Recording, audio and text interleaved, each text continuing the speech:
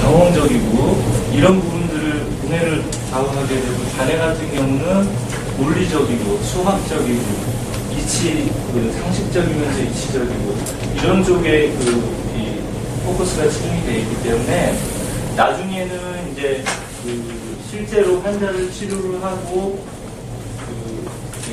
상담을 할 때는 될 수 있으면 두뇌를 좀 더 활용을 하셔서 얘기를 하시고 상담해 주시고 치료해 주시면은 굉장히 도움이 많이 되실 겁니다. 그리고 손으로 직접 감지되는 걸 믿으셔야지 기계적으로 이렇게 딱 보여지는 거 그것만이 전부는 아니지 않습니까? 그렇죠? 양자역학에서도 아직까지 밝혀지지 않은 과학적인 그런 원리들이 많이 있기 때문에 여러분이 마음의 문을 여시고 될 수 있으면 최대한 자기 스스로에게 그런 감시할 수 있는 능력을 얻어갈 수 있는 그런 기회가 됐으면 좋겠습니다. 네. 바로 시작을 하겠습니다. 오늘 이제 CST 해부학하고 생체역학. 생체역학이라는 것은 말 그대로 제가 아까 말씀드린 여기서 바이오메카닉을 얘기하는 게 아니고요. 바이오메카닉뿐만이 아니라 유체역학까지 말씀을 드릴 거고, 그 다음에 이제 촉진법이라고 한다 그러면 생체역학에서는 팔페이션이라고 얘기를 하는데요. 여기서는 센세이션이라고 얘기를 할게요. 감지하는, 약하게 미세하게 감지하는 겁니다. 그리고 이 CST에서 쓰는 조직유한법이 있습니다. 네, 조직유한법은 FFT도 있고 웹파도 있고 여러 가지 테크닉들이 많이 있는데 CST만에 또 쓰는 이 조직유한법이 있기 때문에 그걸 제가 또 언급을 해드릴 겁니다. 제가 넘겨야 되나요? 어떻게 해야 되나요? 일단 CST라고 한다 그러면 처음에 이제 CST라는 말이 생긴 게 아니고요. 처음에 정보의학에서 앤드류 테일러 스틸이라는 박사가 처음에 이 정보의학을 창시를 하고 거기 제자인 닥터 서덜랜드라는 박사가 뼈에 따라 이제 봉화주 모양도 다르다라는 거를 자기 스스로 머리에다가 미식 축구에 쓰는 헬멧을 딱 채워가지고 실제로 이제 움직이는지 안 움직이는지 아주 미세하게 움직인다라는 거를 모니터링을 해서 밝혀낸 원리거든요. 그래서 이제 서덜랜드 같은 경우에는 주로 두개골에 봉합을 위주로 치료를 한 학문이고요. 실제로 이제 그걸 더 발전시키고 계승하면서 더 발전시키고 좀 더 대중화시킨 분이 이 닥터 존 어플레저인데요. 이 존 어플레저 같은 경우는 이 뼈는 연구조직, 즉 이 막하고 연결되어 있다라는 그런 이론을 가지고 뼈의 움직임은 막의 움직임에 의해서 움직인다라고 주장을 해서 주로 이제 정막을 이완하는 위주로 치료가 발전이 되어 왔습니다. 그래서 여기에 이제 이분으로 인해서 유체 역학이 좀 더 밝혀지게 된 거죠.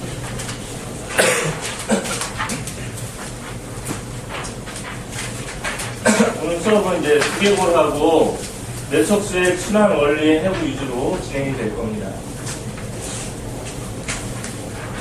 여기 보시면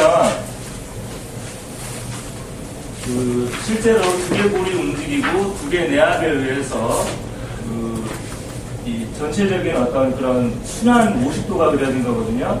두개총골의 움직임, 두개총골의 움직임과 그리고 그 두개총골 움직임이 나타남과 동시에 생기는 뇌척수액 순환, 그리고 그 뇌척수액의 순환하고 관련되어 있는 이 심장의 활동, 그 다음에 정맥의 활동, 이 전체적인 거를 지금 도식화시켜 놓은 거거든요. 실제로 제가 이거를 따로 설명을 여기다가 좀 적어서 보여드릴까요?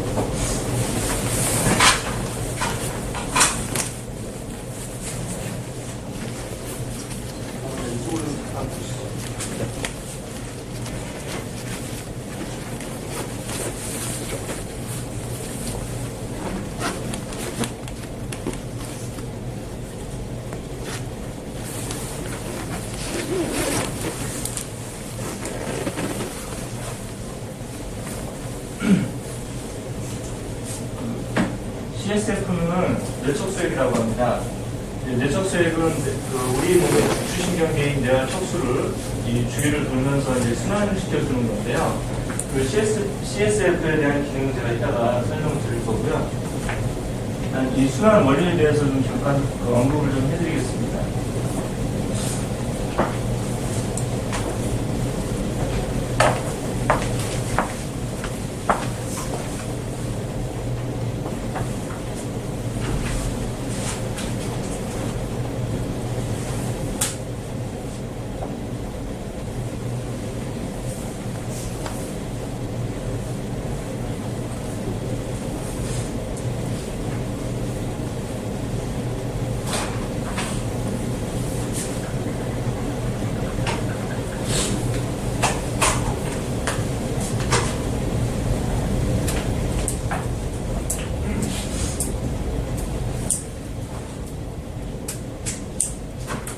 뇌척수액이 생성되는 곳은 그 뇌 안에 있는 그 맥락총이라는 곳에서 이제 뇌척수액이 생성이 되고 다시 순환이 된 다음에 흡수가 이제 지주막 가리면서 흡수가 되는데요. 뇌척수액이 그러면 어디서 오느냐? 심장의 혈액을 통해서 오게 되거든요. 심장이 혈액을 통해서 오게 되는데 이거는 이제 정맥혈을 통해서 오게 됩니다. 정맥혈을 통해서 여기서 당 폐쇄막에 의한 선택적 투과에 의해서 뇌척수액이 들어오고요. 그리고 한번 돌고 다시 지름막 발입에 의해서 흡수가 되면서 다시 정맥혈을 통해서 혈관을 통해서 심장으로 들어가게 됩니다. 그리고 뭐 이건 다 아시다시피 심장에서 우리가 호흡을 하면서 폐를 통해서 산소를 운반해가지고 심장으로 들어와서 심장에서 산소를 공급을 받아서 동맥을 통해서 온몸으로 공급이 된 다음에 또 온몸에서 이제 다 한번 돌고 나면 다시 정맥 혈관을 통해서 심장으로 들어가지 않습니까? 근데 이제 이 CSF 순환이 안 됐을 경우에 문제가 생기는데요. 그랬을 경우에 심장에 부담이 더 많이 가중이 되고 여기가 순환이 잘 되면 심장의 부담을 많이 덜어줄 수가 있어요. 그래서 실제로 CST 치료를 받아보신 분들은 치료를 받고 나서 굉장히 깊은 호흡을 하게 됩니다. 그 깊은 호흡을 하게 되는 이유가 양질의 산소를 받기 때문입니다.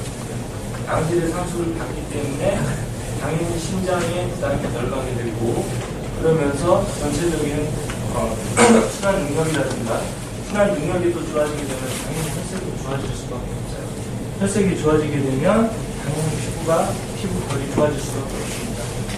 그래서 피부 미용 하시는 원장님들도 굉장히 CST에 대해서 심취해서 이제는 피부 미용을 아예 접고 홀리스틱 센터를 하시는 분들도 몇 분 계세요.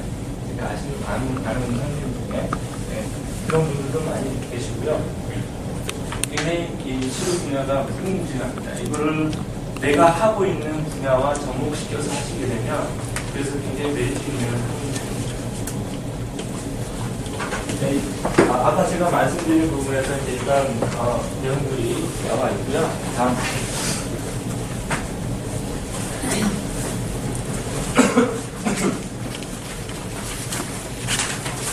이거는 이제 뼈 이름입니다. 두개골 뼈 이름이고요. 두개골 뼈는 하나로 되어 있는 뼈가 있고요. 이게 이제 언페어드 본이고요. 두 개로 쌍으로 되어 있는 뼈가 있습니다. 이게 이제 페어드 본이라고. 맞나요? 언페어가 쌍으로 되어 있는 뼈고요. 페어가 하나로 되어 있는 뼈. 반대인가요? 네. 처음에 말씀드린 게 맞죠? 예. 죄송합니다. 네, 그걸 이제 구분하기 위해서 이걸 보여드리는 거고요. 슬라이드를.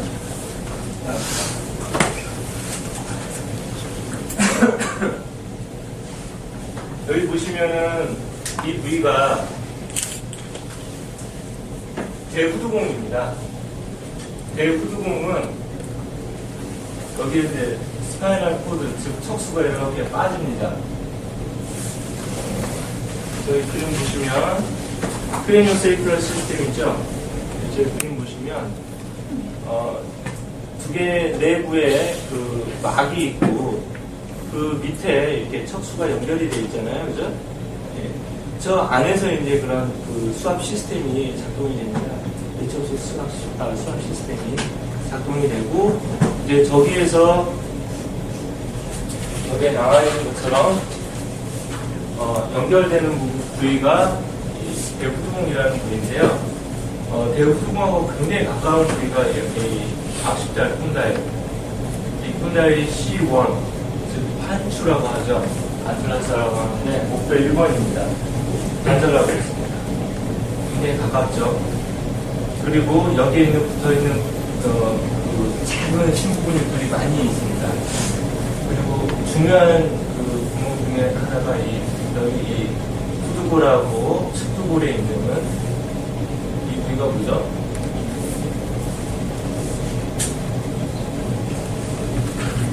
경정맥공이라고 하죠. 경정맥공 부위에 이제 뇌척수액이 순환이 되고 흡수가 되면서 경정맥공을 통과하면서 이제 이 정맥 혈관을 통해서 심장으로 들어오게 되거든요. 그래서 뇌척수액을 배출시켜주는데 굉장히 중요한 여기가 막히게 되면은 이 뇌압도 올라갈 뿐만이 아니라 순환이 잘 안 되게 됩니다. 그래서 우리 얼굴이라든가 이게 열이 많다고 그러죠. 열이 이렇게 계속 스트레스 받으면서 열이 많으신 분들 같은 경우 이게 밑으로 못 내려가고 계속 이렇게 위로만 올라오시는 분들 같은 경우에는 이게 배출이 잘 안 되는 겁니다. 그리고 또 중요한 게 정맥만 통과하느냐, 뇌신경 3개가 통과합니다. 중요한 뇌신경. 미주신경과 부신경. 적으실 필요 없으세요. 이따가 또 나옵니다. 슬라이드 다 나오거든요. 네. 그냥 들으세요. 제가 중요한 부분을 이따가 적으라고 꼭 말씀드릴 거니까 네, 그것만 적으시면 됩니다. 여기 이제 부신경과 미주신경, 설화신경인데요. 부신경은 우리 근육 중에 흉쇄유돌근하고 그 다음에 승모근을 지배하는 신경이고요. 그 다음에 미주신경은 우리 몸의 내장기를 지배하는 신경입니다. 그래서 굉장히 중요한 신경들이 빠져나가기 때문에 여기를 열어주는데 굉장히 도움을 줄 수 있는 테크닉이 있어요. 귀 잡아당기는 거 하고 그 다음에 52 릴리즈 해주는 거. 그 두 개 테크닉만 써도 여기를 열어줄 수가 있습니다. 그리고 보통 스트레스 받고 그러면 이 주변에 있는 근육들이 다 뭉치게 돼요. 여기에 이 경막이 강하게 붙어 있습니다. 그리고 이 경막은 또 밑으로 쭉 내려가면은 꼬리뼈 S2에 딱 붙어요. 강하게. 일단 그건 알고 계시고 제가 일단 또 설명을 드릴게요. 그 부분은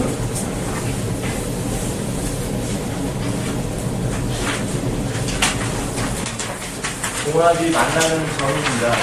종합이 만나는 점의 이름입니다. 이거는 여러분이 보시면서 뭐 굳이 외우라는 얘기는 안 할게요. 한번 보시고 계속 보시다 보면 그냥 자연스럽게 알게 되는 용어거든요.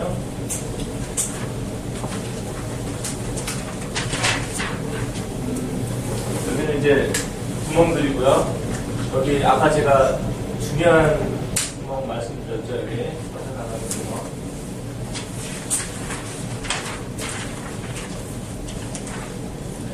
이것도 마찬가지입니다. 이거는 이제 접경골입니다. 바닥면에서 이렇게 뚜껑을 이렇게 잘라서 위에서 이렇게 주는 모습입니다.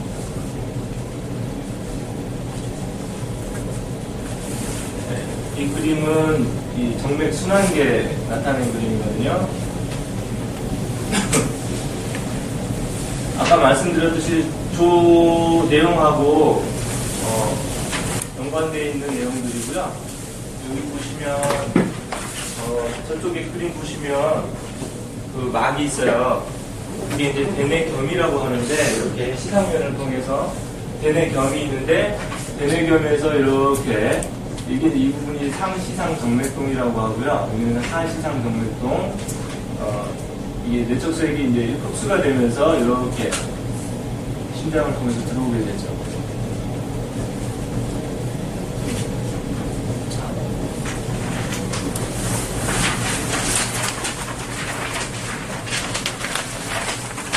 이제 후두골하고 관절하는 뼈들을 보여주는 거고요.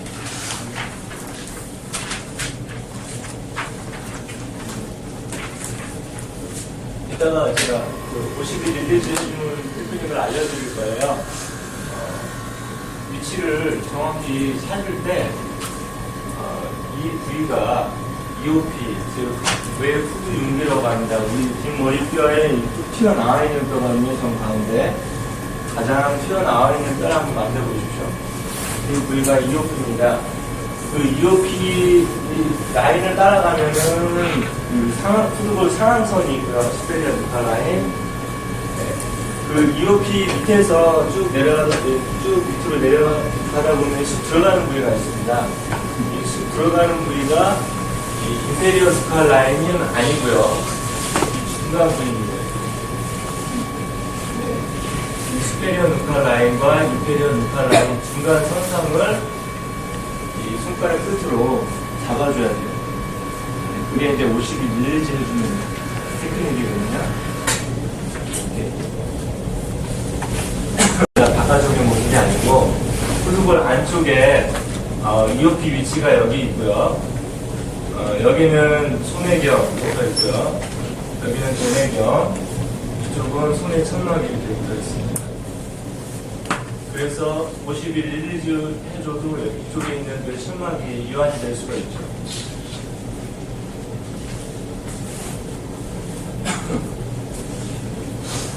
후두골에 붙어 있는 근육들입니다. 근육이 굉장히 많죠. 이 중에 제일 임상적으로 중요한 근육이 하나가 있어요. 렉투스 캡티스 포스테리어 마이너. 우리말로 소후두직근이라고 하는데요. 이 근육이거든요. 이 근육이 임상적으로 왜 중요하냐면 여기에 강하게 뭐가 붙어 있다고 그랬죠? 경막이 붙어 있는데 이 경막하고 연결이 되어 있습니다.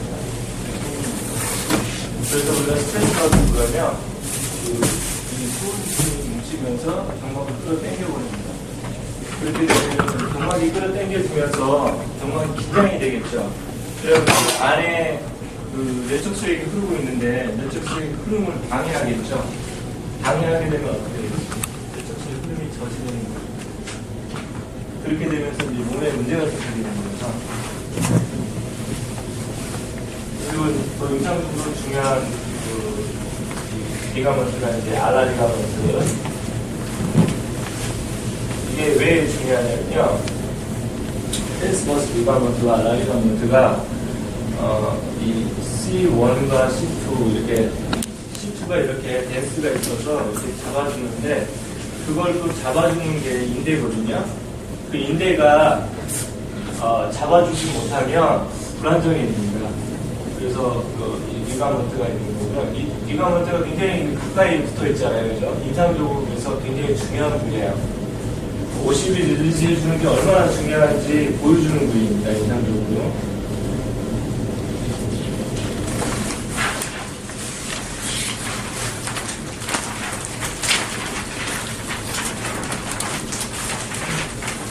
그리고 이제 배후두공에서 빠져나오는 동맥이라든가 척수, 그다음에 뭐 신경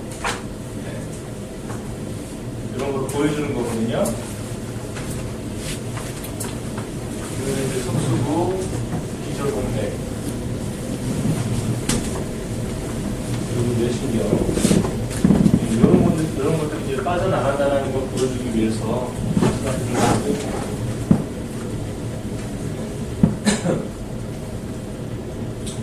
뇌신경 빠져나가는 거 보이시죠? 그게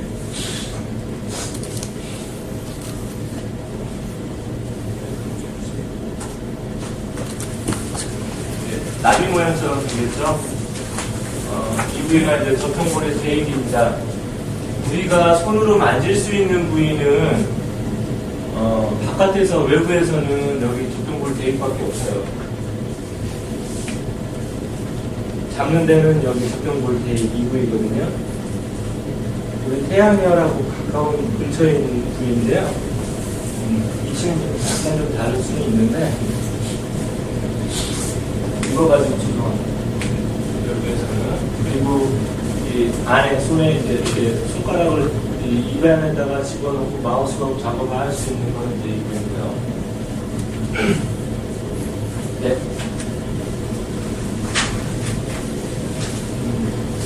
여기 이제 바디가 있는데요. 이 바디는 어디하고 연결이 되느냐? 후두골하고 연결이 됩니다. 후두골 베실라파타하고 연결이 되는데요. 실제로 이 닥터 서더랜드는 이 저통골과 후두골과의 관계를 매우 중요하게 생각을 했습니다. 그래서 그 부분에 일어나는 관절의 움직임이라든가 비틀림 그거를 스트레인이라고 했습니다. 여러 가지 어느 방향으로 틀어져 있는지 이런 걸 명령을 했습니다.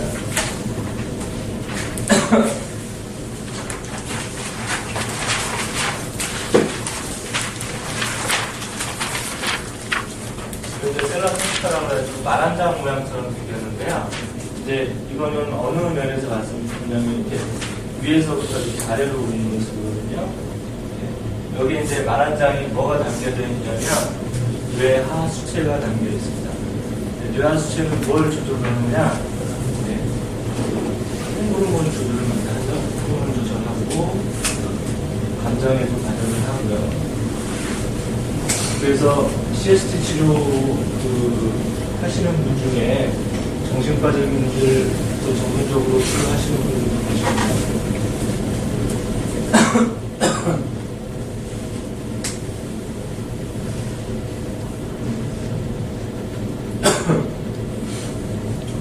그래서 이제 혈관이 빠져나가는 거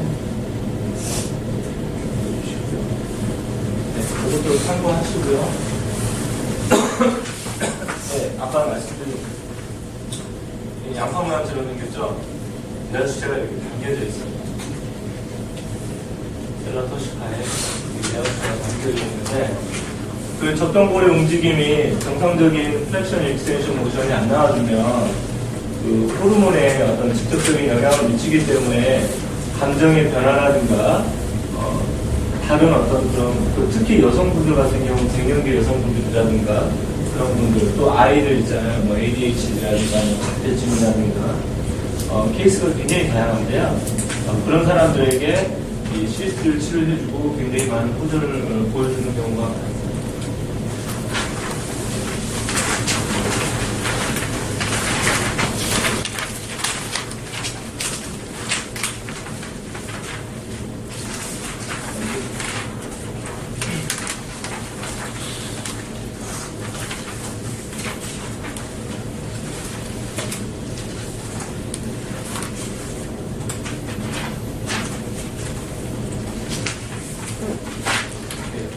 브레인리얼 수치에 대해서 설명을 드리고 있습니다.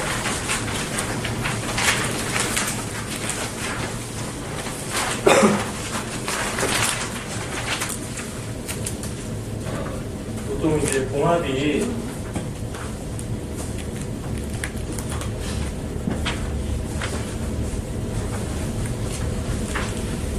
불규칙적이죠. 불규칙적이고 모양이 이렇게 따로따로 보는 그런 모습이 많이 보이는데 이제 중요한 거는 여기 저통골하고 부정골하고 거의 사이 보시면 이렇게 돼 있어요. 그러니까 제가 저통골이라고 얘기했네. 축두골하고 부정골하고 이렇게 이 비름 모양처럼 이렇게 덮고 있습니다. 그래서 이게 가장 바깥쪽에 있고요.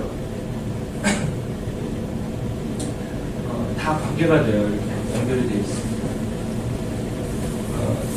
특히 축구볼 같은 경우는 트러블 메이커라고 하죠. 그래서 트러블 메이커라고 얘기를 하거든요. 이게 이제 정확히 집행이 안 맞으면 다른 두 개로 영향을 줄 수 있다라고 해서 가장 큰 문제하다. 트러블 메이커.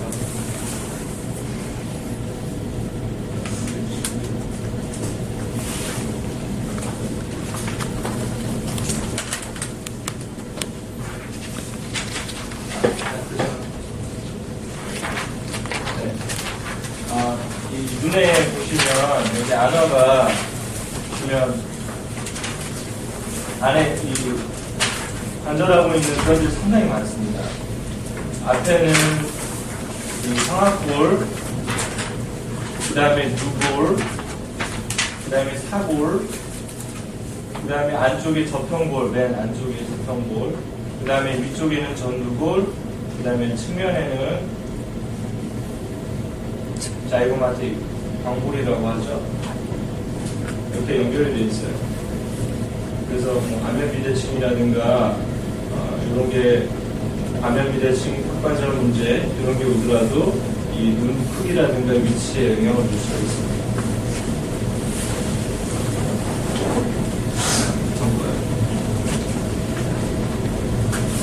아까 말씀드렸듯이 이 후두골에는 간다스하고 간절하는 간절 나와 있어요.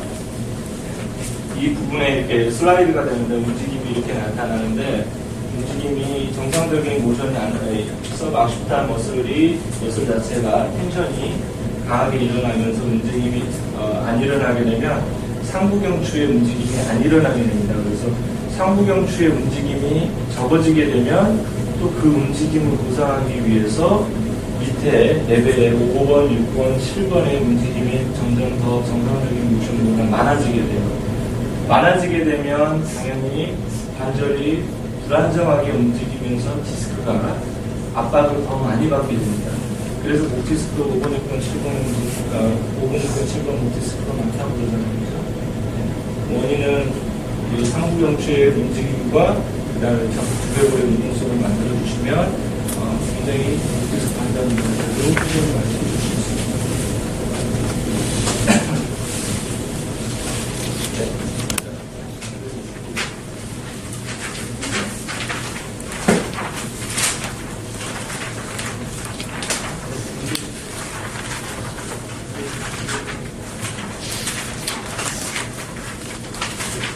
연구에 대해서 말씀드리고요. 발생한 기준으로 심장이 맨 처음에 이제 이 DNA 인자에 의해서 처음에 신경계가 먼저 생기고 그 신경계가 생기면서 막이 형성이 됩니다. 막은 내장기라든가 다른 구조물들을 분해주는 장벽이 있어요. 그래서 막이 분화가 잘못되거나 덜되거나 문제가 생기면 발생 자체가 이제 그런 영향을 초래할 수가 있어요. 그래서 뇌성마비라든가 다른 여러 가지 문제들을 초래할 수가 있는데 그래서 발생학적으로도 이 막에 대한 개념이 굉장히 중요하다는 것들을 생각합니다.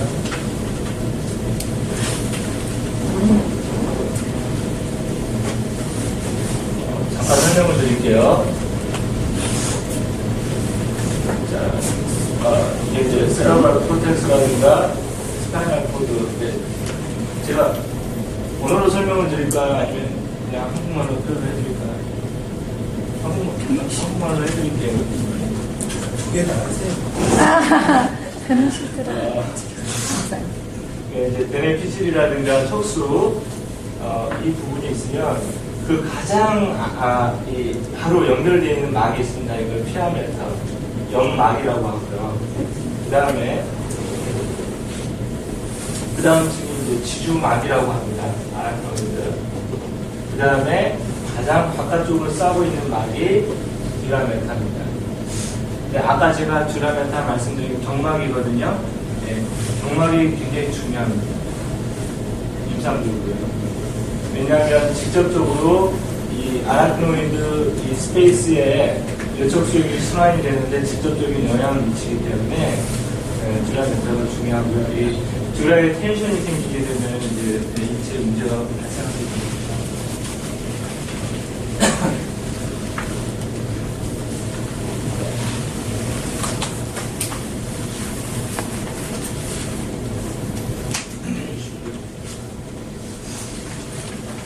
이거는 이제 두개골에 있는, 두개골 안쪽에 있는 이 막을 보여주는 거거든요. 아까 말씀드렸듯이, 이 시상면 쪽으로, 이렇게 싸고 있는 이 막이 혁스스러바이, 굉장히 견이라고 얘기를 하고요. 그 다음에, 이 손해와 대뇌를 구분하는 이 막이 있습니다. 이 부위가 이제 센트리움 세우글라이라고 해가지고 손의 천막이라고 얘기를 하거든요. 그래서 이렇게 반상면으로 이렇게 싸고 있습니다. 그리고 그 밑에 부위에 이제 여기서는 보이지는 않는데요. 여기서도 연결돼서 손의 천막으로 이렇게 연결되어 있는 게 있습니다. 그게 이제 손의 견이라고 얘기합니다. 스테로겔럼 얘기를 하죠. 그렇게 해서 여기 대후두공의 안쪽에 이렇게 딱 강하게 붙습니다. 그래서 52mm 해주는 거는요, 실제로 이 두 개의 내부와 이 또 외층을 싸고 있는 척수를 감싸고 있는 경막을 이완시켜주는 두 가지 효과를 동시에 볼 수가 있거든요.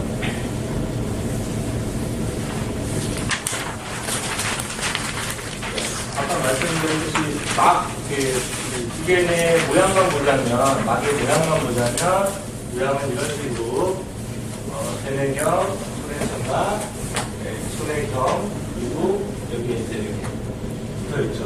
소라면 막은.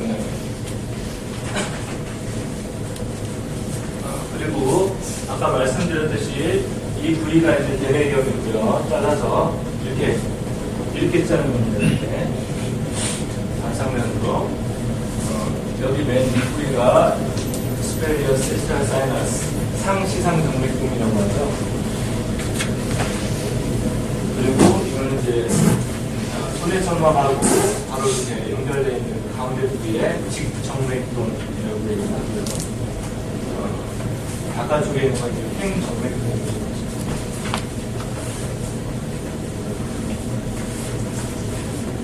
이제 아까 제가 말씀드린 직정맥동이라든가 상시상정맥동, 하시상정맥동, 횡정맥동 이런 부위에서 지주막 다리들이 분포가 되어 있어요. 그래서 그 부위에서 내촉수액이 흡수가 되는 곳입니다. 네, 이거는 스파이널 코드고요. 스파이널 러브입니다. 그리고 여기에서 이제 가장 안쪽을 싸고 있는 막이 피라멘타, 연막, 그 다음에 지주막, 그 다음에 바깥쪽으로 싸고 있는 경막. 그래서 이제 보통 MRI 보면 디스크 환자분들 같은 경우에는 좀 심한 경우에는 경막을 이렇게 벌려놓고 이렇게 빠져나오는 경우가 있거든요, 디스크가.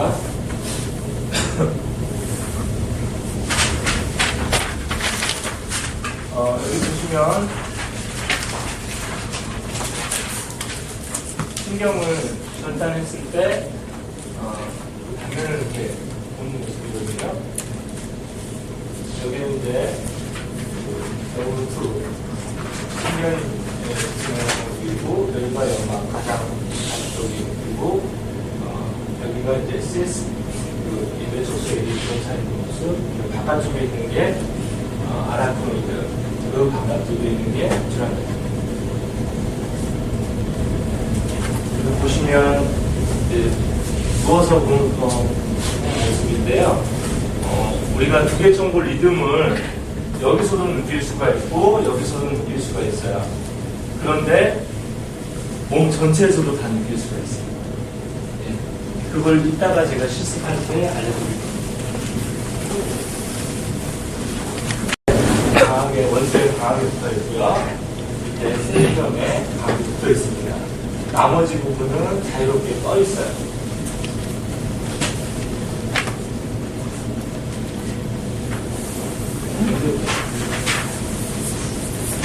네, 아까 말씀드렸듯이 이 경막이 붙어 있는 부분이 프라멘 멤브라운 대후두공에 강하게 붙어 있고, 그 다음에 C1, 2, 3까지 다 상부흉추 쪽에 붙어 있고요, 강하게. 그리고 쭉 내려와서 이 청골의 S2에 딱 붙습니다. 꼬리뼈까지. 그리고 나머지는 자유롭게 움직일 수 있다는 걸 표현합니다. 네, 남겨주시고요. 이거는 이제 순환되는 거, 그리고 인프 순환되는 거. 이거는 많이 보신 분은 많이 보실 거예요. 신문지도 공부하시고. 우리가 릴리스 하는죠. 여기서 이렇게 혈관이 이렇게 들어와서 구조동력을 통해서 이렇게 들어와서 수면으로 순환시킵니다.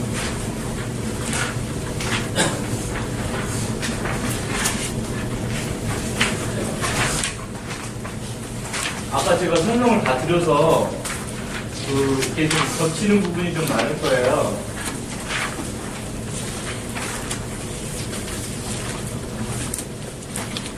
네, 연결해주시고, 연결해주시고.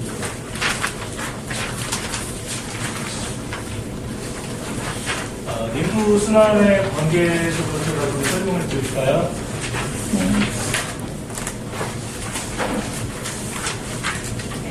아까 제가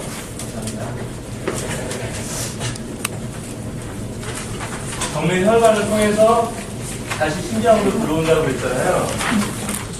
근데 또 그 중에 50%가 흡수되는 게요, 50% 이상인데요. 나머지 50%는 어디로 흡수되느냐? 림프 쪽으로 흡수됩니다. 림프는 어떤 데로 모르죠?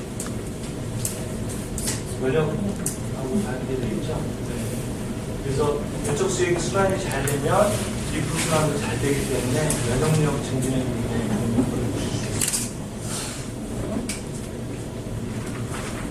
연결해주시고요. 잠깐만요. 면역 수액이 순환될 때 여기 이제 모습인데요. 이게 옆에서 본 모습이기 때문에 이게 이제 측내실이고요. 그 다음에 이게 제3내실, 그 다음에 여기가 제4내실이라는 거거든요. 제4내실을 압박하는 게 있습니다. 스틸 포인트를 유도하는 기법 중에 가장 효과가 큰 제4내실을 압박하는 기법이 있는데요. 그게 이제 이 흉골하고 가까운 쪽에 붙어 이 제4내실이 있기 때문에 제4내실을 압박한다고 해서 제4내실을 압박하는 흔히 있습니다. 제4내실을 압박하게 되면 실제로 이 무식화공과 마장비공으로 빠져나가는 뇌척수액의 순환을 잘 펌핑을 해줄 수가 있어요.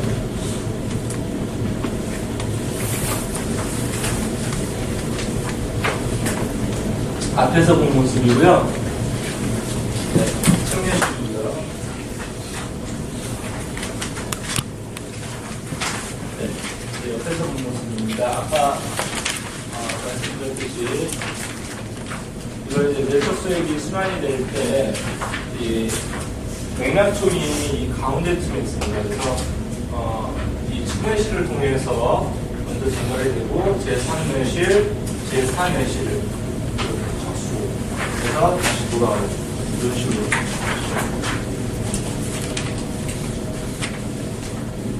앞에서 보는 모습이고요.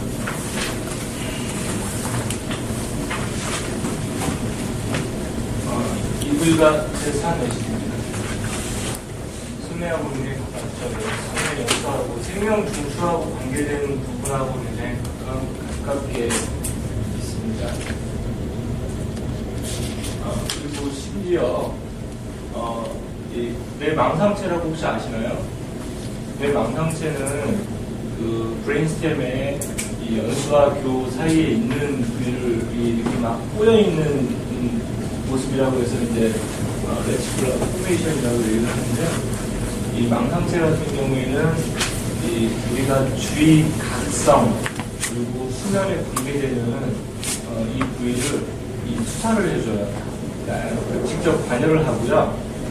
그 다음에 이렇게 받아들이는 자극을 다 또 대뇌로 투사해주고 또 대뇌에서 명령을 전달을 할 때 다 그 부위를 통해서 나눕니다. 그래서 망상체 부위를 이 흥분된 망상체를 이완시켜주는 데 있어서 제4내실 기법이 굉장히 효과가 있다라는 걸 말씀드리기 위해서 이 부분을 말씀을 드린 거고요.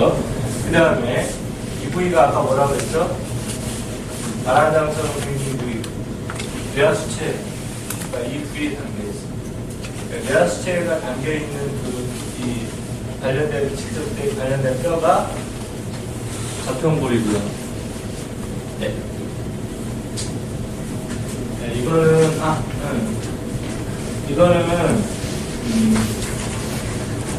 이제 혈액에서 내적수액이 흡수가 내적수액으로 생성이 될 때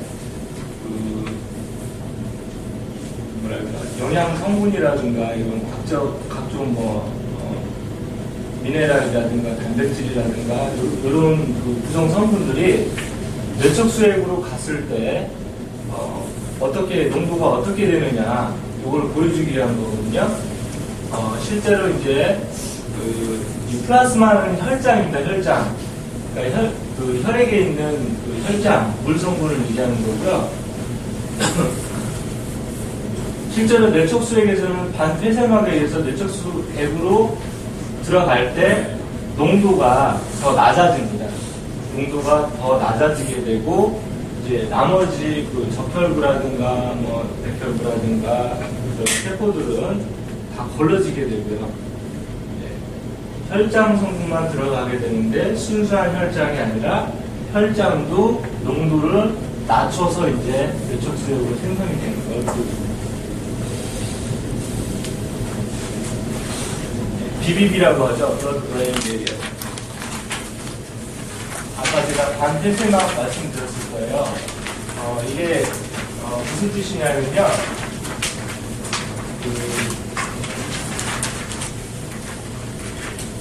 그대로 요약해서 번역한 거 말씀드릴게요.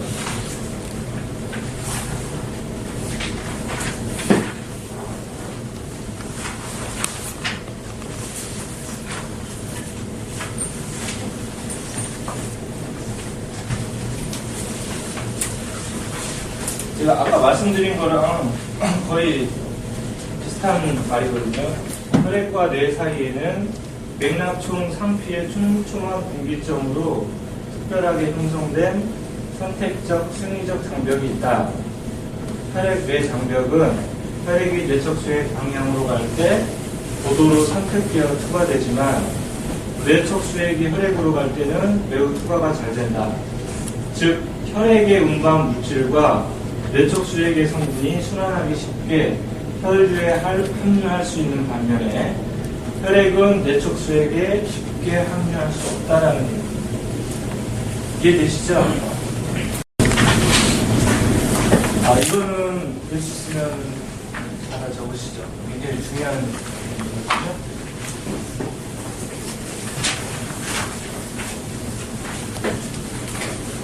뇌척수액의 기능입니다.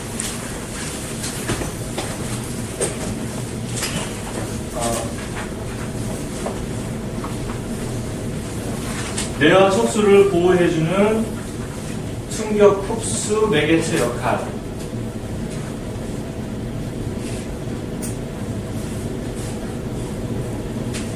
그리고 2번 적으셨나요?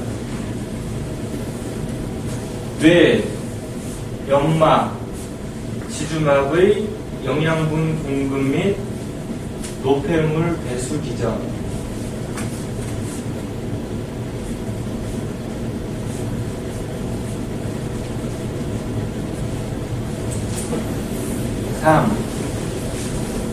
림프 역학적 기능처럼 뇌로부터 노폐물을 처리. 자, 1번과 2번과 3번이 해부학이라든가 생리학에 나와 있는 뇌척수액의 기능입니다. 그 외에는 그 내용들이 나와 있지를 않아요. 네.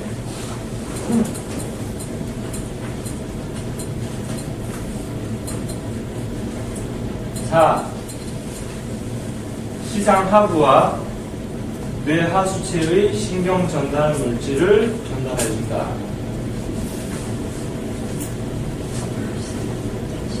시상하부와 뇌하 수체의 신경 전달 물질을 전달.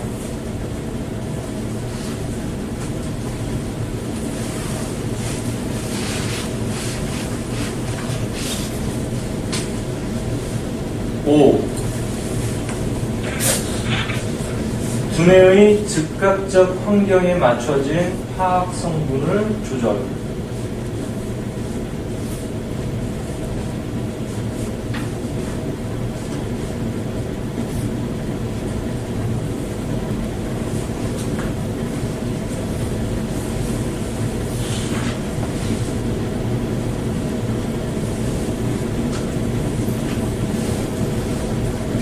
뇌 척수액의 산도와 전해질 변화로부터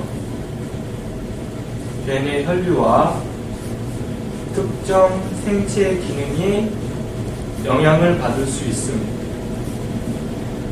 다시 불러드릴게요. 뇌 척수액의 산도와 전해질 변화로부터 뇌내 혈류와 특정 생체 기능이 영향을 받을 수 있습니다.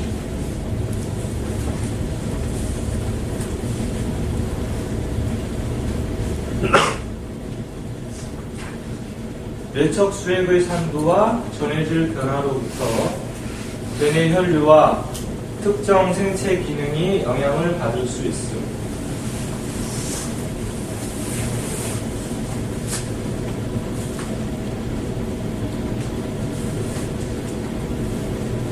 적으셨나요? 6. 박테리아와 바이러스로부터 두뇌의 자립적인 신체 면역 방어에 기여함.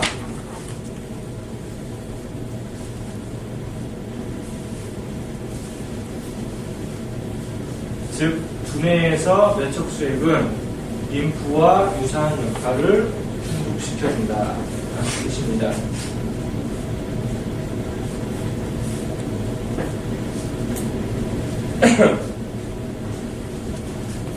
칠. 교원질 근막의 미세소관 내의 순환을 도와 전신의 생화학적 조절을 보조해준다. 다시. 교원질 근막의 미세소관 내의 순환을 도와 전신의 생화학적 조절을 보조해줍니다.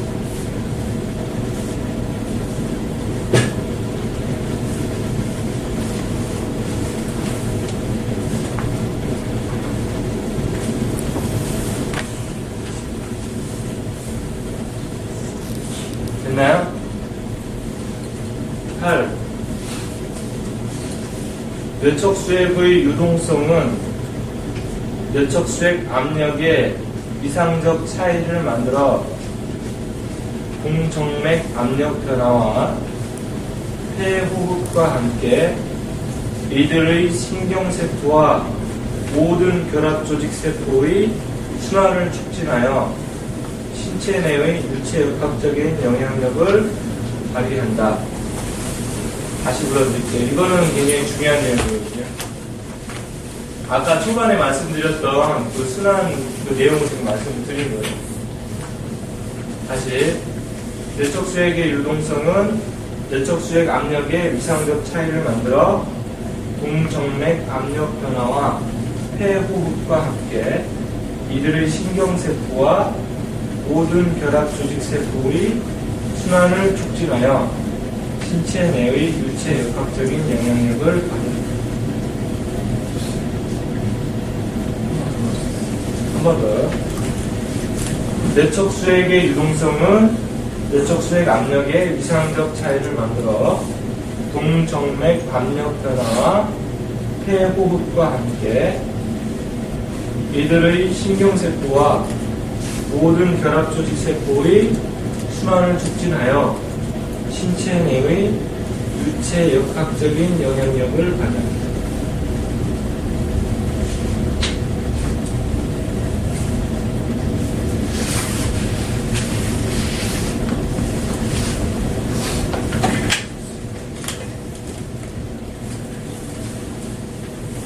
나머지 9번은 내적 수액이 나트륨 농도 이 위상성 차이를 통해서 전기 전도성에 이 영향을 미치게 해서 생전기적으로 영향력을 발휘한다는 내용이고요. 크게 중요한 건 없고, 뇌 외상성 손상, 그리고 산모의 난산이라든가 발달장애 어린아이들, 그리고 또 빠진 게 있어요. 여기 스트레스를 장기간 받으면 CRI 리듬이 줄어듭니다. 보통 현대인들이 스트레스를 안 받고 살 수는 없잖아요. 그래서 스트레스를 많이 받게 되면 아까 말씀드렸듯이 서브아키탈 머슬, 이 하부 쪽에 있는 근육들이 뭉치게 되면서 여러 가지 문제들을 많이 발생시키게 되는데, 그럴 때 이제 주기적으로 리듬이 감소하게 되는 거죠. 그러니까 순환이 안 되면 리듬이 감소한다고 생각하시면 됩니다. 치료 원칙입니다.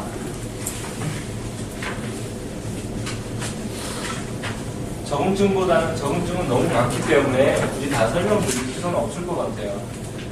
금기증은 설명드리겠습니다. 하지 말아야 되는데요. 금기증은 많지 않아요. 거의 아주 미세한 힘으로만 조절이 되는 거기 때문에 약간의 금기증이 있을 뿐이지 많지 않습니다.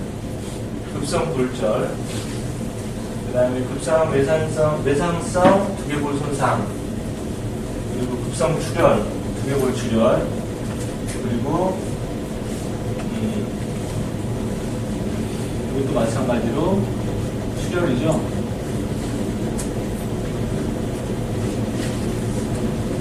그리고 간질 발작 환자 같은 경우에는 치료할 때 공격을 받을 수 있기 때문에 조심해야 된다.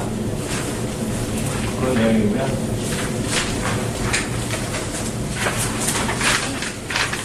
치료할 때 나타날 수 있는 여러 가지 현상들이 있어요. 이 치료를 할 때 여러분은 절대 놀라지 마시고 이게 영양 반응이다라고 생각을 하시면 됩니다. 그러니까 치료 여기서는 따로 영어로는 영양 반응을 따로 표현을 안 했어요. 치료 합병증이라는 얘기를 했거든요. 그러니까 이제 우리말로 하면은 영양 반응입니다. 실제로 저희 감각 이용을 하시면서 갑자기 아주 극소수인 경우에는 구토도 하시는 분들도 계시고 아프던 부위가 더 아프다고 얘기하시는 분들도 계셨어요. 근데 조금만 참고 기다려보시라고.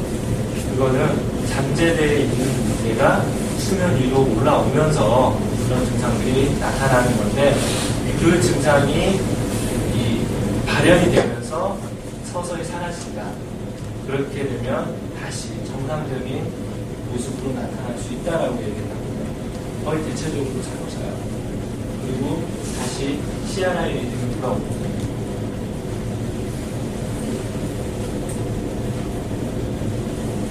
그리고 대부분의 경우에는 잠깐 쉬거나 스틸 포인트 유도를 해주면 금방 또 좋아져요. 그래서 OCD 릴리즈 해주고 꼭 무조건 스윕을 해주라고 하는 이유가 그것 때문에 있습니다. 더 많이 릴렉스 시켜줄 수 있게. 그래서 영양 반응 잠깐 보시죠. 네, 이런 증상들인데요. 설명을 드릴까요?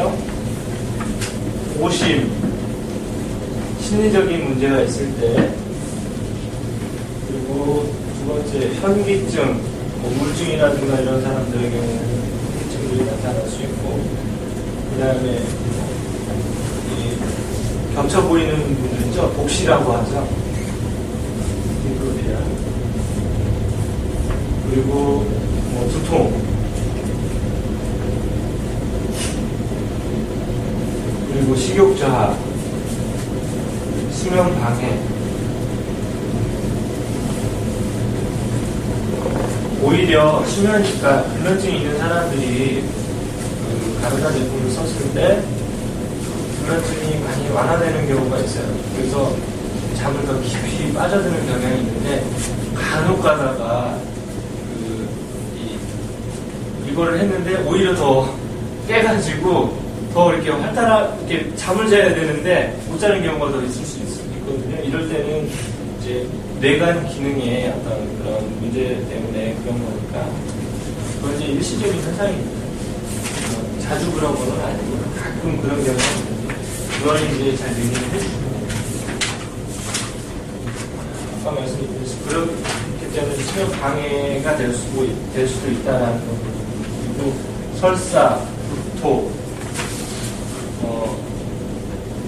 심계항진, 심장이 막 갑자기 벌렁벌렁 뛴다든가 이런 것들은 다 영양 반응들입니다. 좋은 반응들이고 더 좋아지기 위한 하나의 과정이기 때문에 열에 한두 명 정도는 나타나요. 이런 경우가. 그래서 그런 분들이 갑자기 딱 생겼을 때 당황하지 마시고 잘 설명해 주시고 좋아질 수 있기 때문에 계속 치료하시라고 해주시면 더 좋아질 수 있다는 말씀입니다. 네, 남겨주시고 자 이제 실습을 하기 전에 심장박동하고 그 다음에 폐로 호흡하는 거하고 이 두 개 층골 리듬을 구분을 하셔야 돼요. 여러분이. 그거를 따로따로 분리를 하셔야 됩니다. SOT 같은 경우에는 그 폐호흡을 할 때 두 개 층골 리듬이 같이 움직인다라고 얘기를 하는데 그건 아니고요. 따로따로 움직입니다. 그리고 세 가지 종류의 두개관 접촉법 그리고 모든 신체 부위에서 굴곡과 신전 패턴을 감지할 수 있어요. 넘겨주시죠. 5g 정도의 아주 가벼운 터치만 가지고 하셔야 됩니다. 그래야지만이 우리 인체의 그 저항을 일으키지 않고 그대로 그거를 수용을 하고 우리 몸에는 감각 수용체들이 있지 않습니까? 감각 수용체들이 있는데 그 감각 수용체들이 이 저항을 일으키지 않고 아주 부드럽게 딱 터치만 한 상태에서 그걸 느끼면서 따라가고 이 가이드닝 해주고 그렇게 하게 되면은 실제로 치료 효과를 많이 보실 수 있고 안에 있는 내적 지혜라고 하죠. 우리 인체가 스스로 치유할 수 있는 그 기전이 시스템이 작동이 되면서 스스로 치료가 되게 만들어주는 겁니다. 시술자와 환자가 하나 되는 느낌이라고 했는데요. 하나가 되었지만 또 다르게 보셔야 됩니다. 중립일치해 돼요. 이 환자가 안에 있는 그 심적 장애가 상당히 많은데 치료를 하다가 시술자가 거기에 같이 빠져들어요. 그러면 절대 안 돼요. 딱 이 그라운딩을 취하시고 이 그라운딩 된 상태에서 이 뉴트럴, 그러니까 몸과 마음을 뉴트럴로 다 만들어주셔야 됩니다. 그래야지만이 내 길을 뺏기지 않을 수 있어요. 내가 길을 주는 게 아니면 이 몸의 공기에 떠있는 이 원자, 뭐 미립자, 이런 소립자라든가 이런 부분들 에너지가 있잖아요. 에너지를 끌어다가 전달해 주는 것 뿐이에요. 그러니까 그렇게 의식을 그렇게 집중하셔야지 내 몸 안에 있는 길을 넣어준다라고 생각하시는 그런 생각을 가지고 이 의도를 가지고 의식을 집중하시면 절대 안 돼요.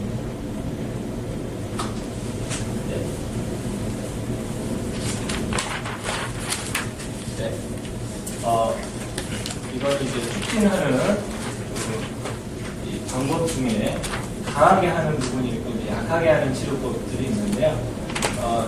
치료법이 아니고 이거는 이제 몸속에 있는 걸 얘기하는 거네요. 그죠? 네, 뼈, 연골, 손톱, 인대, 건, 근육, 근막, 미세랄. 이건 이제 15g 정도의 힘을 가지고 내장기 조치를 할 때 이렇게 하라는 거죠. 그 다음에 유체 5g 정도. 이 CST죠. 유체 역학을 나르는 항문이기 때문에 CST는 5g 정도, 내장기 조치는 15g 정도 사용하는 그다음에 리프, 가스, 매그네틱 필드, 에너지,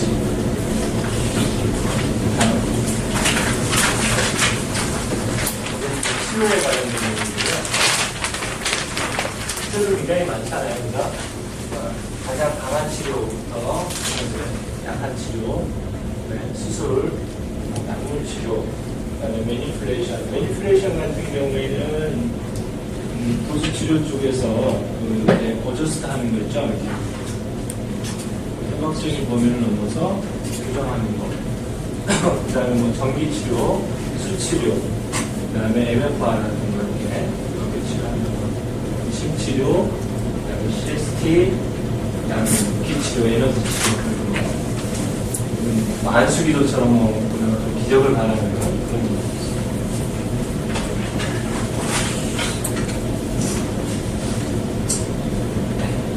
심장 박동을 추진하는 거.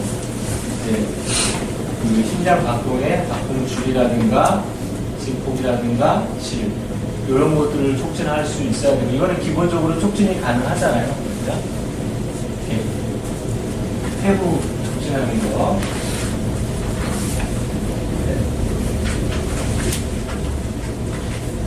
우리는 심장과 폐 호흡을 굳이 촉진하지 않더라도 이 CSR 리듬을 잘 촉진할 수 있어야 합니다. 그래서 CSR의 패턴은 이 플렉션과 익스텐션이 주기가 있는데요. 이 중간에 하나가 있어요.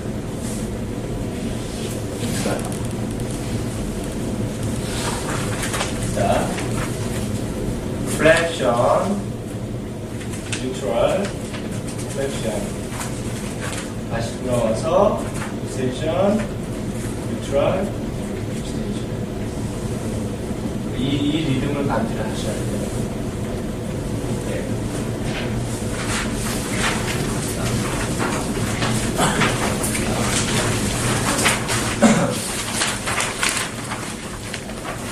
여기서 보시면 이 두 개 정보 리듬을 촉진하는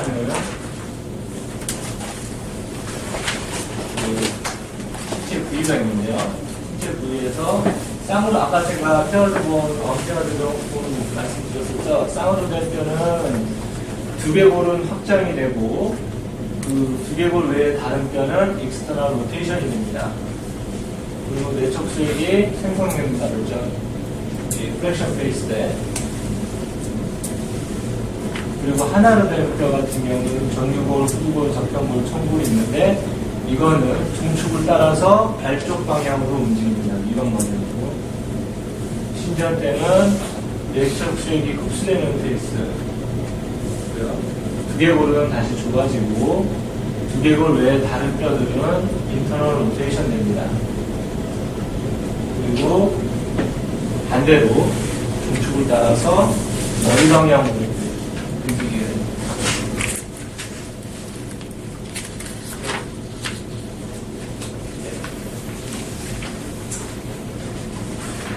실제로 이제 두개간 중축을 할 때 1단계에서 불어오르는지 이제 뭐 다시 돌아오는지 이제 확인하기 위해서 이렇게 딱 두개간 접촉을 하는데요. 여기서는 이런 식으로 느끼시면 되고요. 그 다음에 청골을 이렇게 손을 넣어서 낼 때는 시술자 손의 압력이 이렇게 누르는 힘이 있다. 끝에서 이렇게 누르는 힘이 있다. 그러면 이제 신전이고요. 다시 되돌아온다. 그러면 이제 굴곡이라고 판단을 하시면 됩니다.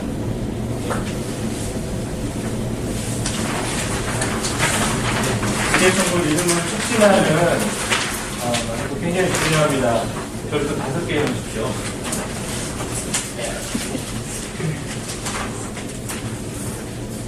대칭성을 평가를 하셔야 됩니다. 좌우 대칭성이 좋은지 그걸 평가하셔야 되고, 그리고 부드럽게 움직이는지 질을 평가하셔야 되고, 딱딱 끊어지지는 않는지 진포, 그리고 불국과 신전에서의 ROM 어느 정도 나오는지 그 진폭을 보시고요. 그 다음에 횟수 분당 12회가 정상인데 이거보다 더 떨어져 있는지 요거를 평가를 하실 때 네 가지를 다 같이 보셔야 되는데 여기서 가장 중요한 거는 대칭성입니다. 그리고 대칭성이 평가하기에 가장 대칭성 움직임 평가하기에 가장 쉽게 평가가 되고요. 네. 이 평가를 가지고 질이라든가 진폭을 볼 수가 있고요. 횟수는 뭐 이렇게 움직이는 거니까.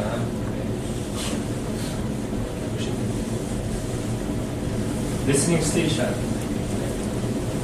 우리나라에서 그 CST 강의하시는 강사분들이 가장 많이 빠뜨리는 게 리스닝 스테이션이에요. 제대로 배우시지 않으셨기 때문에 그러거든요. 제대로 배우시는 분들은 리스닝 스테이션을 알려줍니다. 이거는 평가예요. CST에서 얘기하는 평가예요. 근데 평가가 잘 돼 있으면 제대로 된 평가에서 제대로 된 치료가 나올 수가 있는데 제대로 된 평가가 안 되면 제대로 된 치료가 나올 수가 없어요. 보통 이제 뭐 테스트 프로토콜을 이렇게 알려준다고 해서 테스트 프로토콜 알려줬는데 내가 이게 제대로 된 건지 안 된 건지 잘 몰라요. 이게 안 돼 있기 때문에 그렇습니다.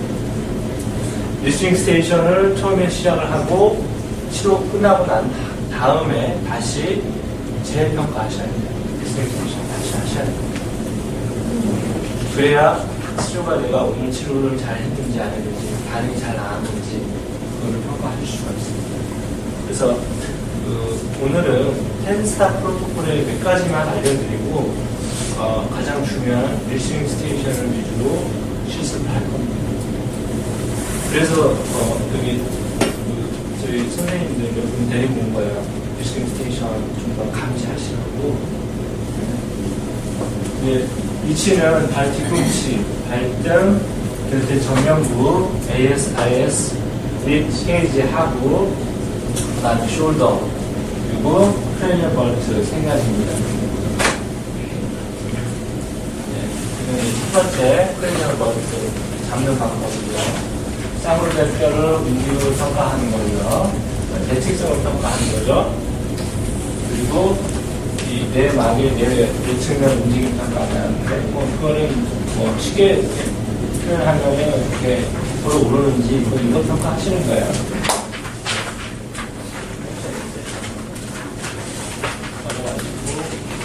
두 번째로 좀 하는 거는 전두골과 후두골의 대칭성의 움직임을 평가를 하는 겁니다.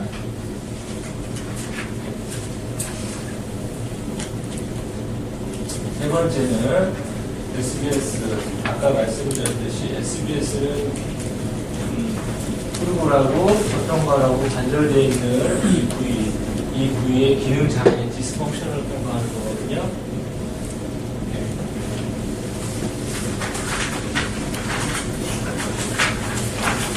이거는 후두골하고 청골의 움직임성을, 대칭성을 평가를 하는 겁니다. 여기는 청골 평가하는 거고요. 청골이 감싸는 위치.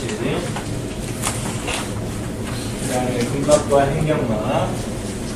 그리고 조직 이완할 때 할 겁니다. 우리 인체는 모든 근육들이 자, 이렇게 되어 있어요.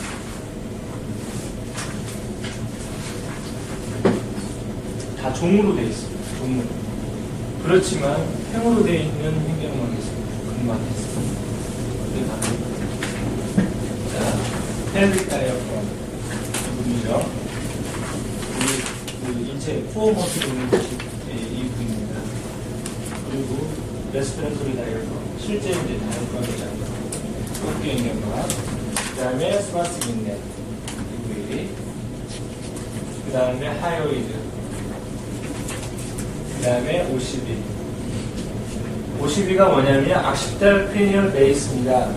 그러니까 후두 기저부라고 얘기를 하십니다.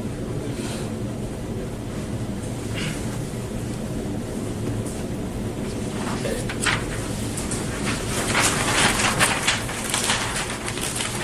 항상 그 TST 치료를 하기 전에 해줘야 될 게 있습니다.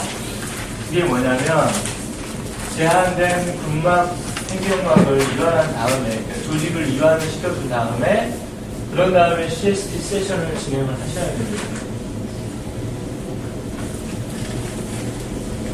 몸을 열어놓은 상태에서 이제 세션 진행을 가져야 훨씬 더 좋은 임프루가 나올 수 있습니다.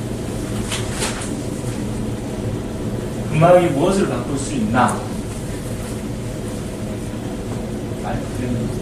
긍정적인 입력을 줄 수 있다는 거죠.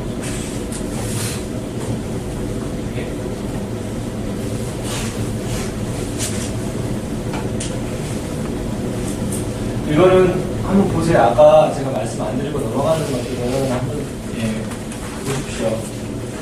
특성이 중요한 부분도 있으니까. 이제 조직이 이완이 될 때 나타나는 일반적인 신호입니다. 이렇게 촉진을 했을 때 이제 조직 이완을 하고 있을 때 움직이는 느낌이 훨씬 더 부드러워지는 느낌이 나타나고, 그 다음에 이제 늘어나고, 이완이 되면 부드러워짐과 늘어남이 같이 나타나잖아요. 그리고 체액의 흐름이 증가하는 느낌, 그 다음에 열감이 나타나는 느낌, 그 다음에 치유박동. 치유박동은 어떤 거냐면요, 심장 박동하고 조금 비슷한 느낌이 나타나는 심장 박동은 아닙니다. 치유적 박동은 이렇게 진폭이 나타나다가 갑자기 사라져요. 그렇다는 것은 조직이 이완이 된다. 그리고 깊은 호흡을 했습니다. 환자가. 그리고 피부 조직이 변화됐을 때 혈색이 좋아졌다든가 가려움이 좀 나타난다든가. 가려움이 생기는 거는 아시잖아요. 히스타민이 분해돼서. 그리고 기침이 난다든가 웃음이 난다든가 경련. 램은 이제 레피드 아이 무브먼트라고 해서 우리 램 수면이 이렇게 주기가 나타나야 깊은 잠을 잘 수 있다고 그러잖아요. 이런 자율신경 시스템 변화입니다.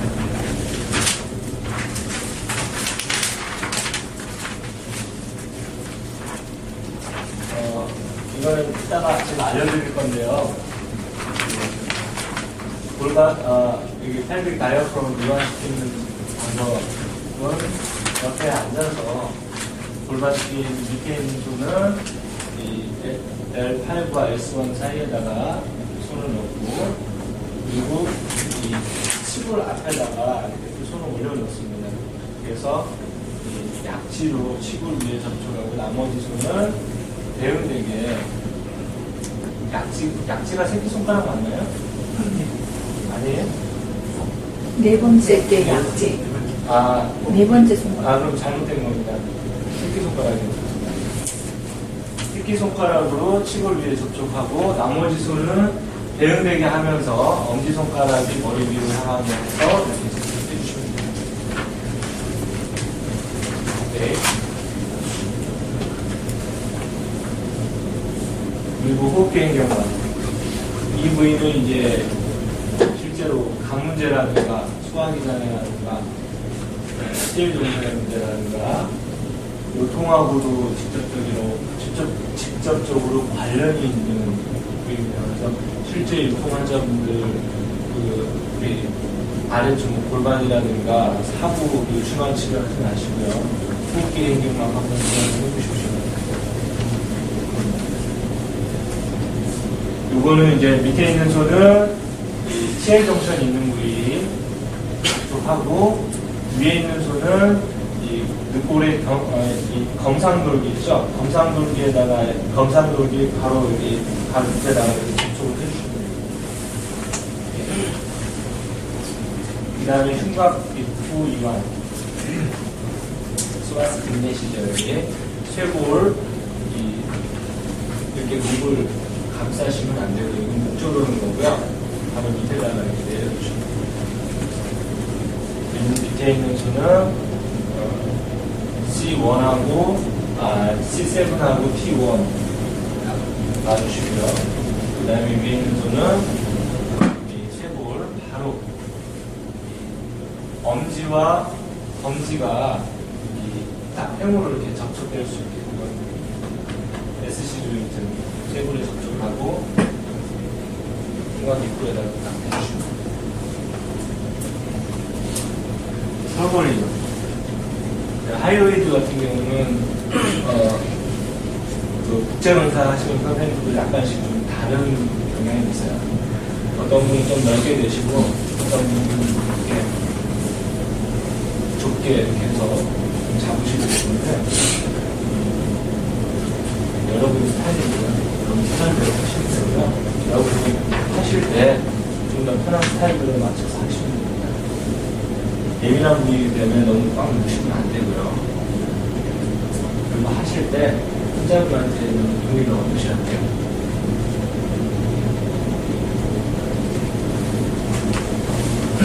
이 설골이 별로 중요하지 않다라고 생각하는 부분이 있는데요. 굉장히 중요해요. 이쪽에서 이렇게 위쪽으로 연결되어 있고 밑에 쪽하고 연결되어 있습니다. 이 설골이 틀어져 있으면 라이팅 리액션이라고 하는데요. 우리가 생후 6개월 이후에 생기는 이 반응이 있거든요. 그게 이제 라이팅 리액션이라고 합니다. 이게 중매 단계에 있는데 이게 예를 들어서 내가 이렇게 몸이 이렇게 틀어지면 다시 일어서려고 이렇게 반사적으로 이렇게 움직이는 걸 라이팅 리액션이라고 얘기를 합니다. 이 라이팅 리액션의 어떤 신호신경 전달 체계를 무너뜨리는, 그래서 자세를 틀어뜨리게 만들죠. 이걸 잘 잡아주셔야 됩니다.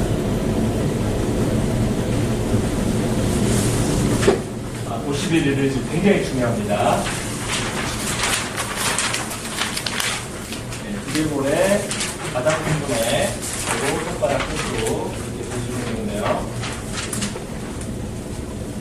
이거는 이제 내적 수액을 배출할 때 얘는 우려를 감소해 줄 수 있고, 그리고 CSR 부분을 호전시켜 줄 수 있는.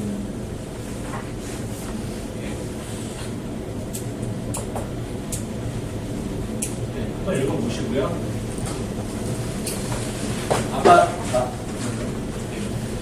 아까 제가 말씀드렸었죠. 어느 부분에서 말씀드렸었죠? 정맥권이 빠져나가는 허리신경, 미주신경, 부신경. 우리 다 이거 정리해놨으니까 이거 보시면 돼요. 그 다음에 손끝을 끝까지 들어올려서 플랫폼 한 거. 그 다음에 악스달 디컴프레션이라고 해서 C1과 악시풋을 이렇게 분리해주는 방법. 그 다음에 트랜스버스 스프레드라고 해서 측면으로 이렇게 벌려주면서 끌어올려주는. 그래서 대후구멍하고 경정맥 제한을 이완시켜줄 수 있는 방법. 주알 튜브 스트레치. 후두골을 잡고 가볍게 당기면서 주알 튜브를 스트레치 해주는 겁니다. 여기 보시면 두개골과 연결되어 있는 모든 막을 꼬리뼈까지 있는 거 쪽으로 주알 튜브라고 얘기를 합니다. 주알 튜브를 전체적으로 스트레치 해줍니다. 네.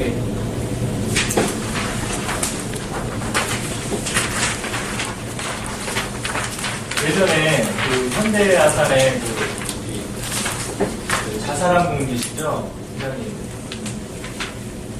이름이 정몽헌인가요? 네. 그분이 검찰 조사를 받자마자 갑자기 특발성 내분비 우울증으로 인해서 자살하는 분이 있습니다. 갑자기 극심한 스트레스를 받거나 그랬을 때문에 원인을 알 수 없는 내분비 우울증으로 인해서 자살하는 경향이 있거든요. 그런 경우에는 이 VCBR이 굉장히 크다고 합니다. 이거는 미국의 어플레드 연구소에서 발표한 내용입니다. 그리고 급작스러운 영아 사망 중을 줄일 수 있고, 고통과 통증을 줄일 수 있습니다. 이제 세 번째로 스틸 포인트 유도하는 방법입니다. 스틸 포인트는 그 두개총구 리듬이 정지된 상태를 얘기하거든요. 그러니까 이 플렉션과 익스텐션이 나타나는데 이 정지된 있는 그 상태가 이제 스틸 포인트라고 합니다. 정지점이라고 얘기하죠. 이 부분 이걸 이제 이걸 유도하기 위한 목적이 뭐냐면 이 두개총구 리듬의 균형을 맞추기 위해서 그리고 이 전신의 체액순환 환경을 변화시킨다는 것은 정상적인 패턴으로 만들어줄 수 있다는 거죠. 항상성을 유지시켜주기 위해서 하는 거라고 생각하시면 됩니다. 스틸 포인트 유도법에는 세 가지 방법이 있어요. 발목 잡기, 그 다음에 총골 잡기, 제4내실 압박법이 있는데요. 스틸 포인트는 어떻게 유도를 해야 되느냐. 이 플렉션이 있고 익스텐션이 있는데, 처음에 이제 이 플렉션이 나타나면 부풀어 오르지 않습니까? 이 부풀어 오를 때 제한을 해줍니다. 역으로 제한을 해주고, 익스텐션, 부풀어 오르지 않을 때 풀어주고, 다시 부풀어 오를 때 제한을 해줘요. 이걸 계속 몇 번 하다 보면, 진행을 하다 보면, 갑자기 스틸 포인트가 딱 나와요. 그러면 이게 CSR 리듬이 안 나오면, 그때는 0g 정도 그냥 놔주십니다. 그러다가 또 다시 CSR 리듬이 나와요. 그러면 다시 또 스틸 포인트 리듬을 해주십니다. 스틸 포인트는 많이 하면 해줄수록 좋습니다. 근데 이제 CB4 같은 경우에는 그 샷건 테크닉이라고 해서 여러 가지 모든 문제들을 해결해 줄 수 있는 테크닉이라고 합니다. 그래서 어플레이저 연구소에서 개발된 거는 스틸 포인트 인듀서라는 그 빨간색 그 모양으로 되어 있는 게 있어요. 네, 그거는 좀 불편합니다. 제가 가르사를 개발한 입장으로 봤을 때 좀 불편합니다. 스틸 포인트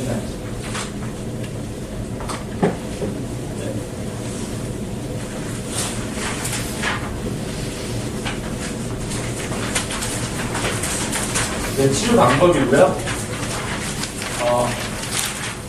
제가 이따가도 말씀드리겠지만 제3회시 압박할 때는 양손을 겹치게 한 다음에 V자 형태로 이렇게 만들어줍니다. V자 형태로 만들어주는데 여기 보시면 이제 EOP가 있죠. 이 EOP를 1.5cm, 1.5cm 만드세요. 만들어서 이 엄지 둔덕을 뼈로 대지 마시고 절대로 이 살로 대십시오. 살로만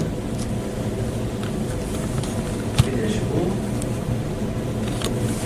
이렇게 해주시고 8살 이하의 어린이 같은 경우에는 아직 뼈가 다 자라지 않은 상태이기 때문에 이 방법보다는 손가락 끝으로 이렇게 V자 형태로 해서 이렇게 모아주시는 게 더 좋아요. 해줄 수 없는 경우, 이렇게 해줄 수 없는 경우에는 이렇게 하는 방법이 있습니다. 대신에, 잠깐만요. 이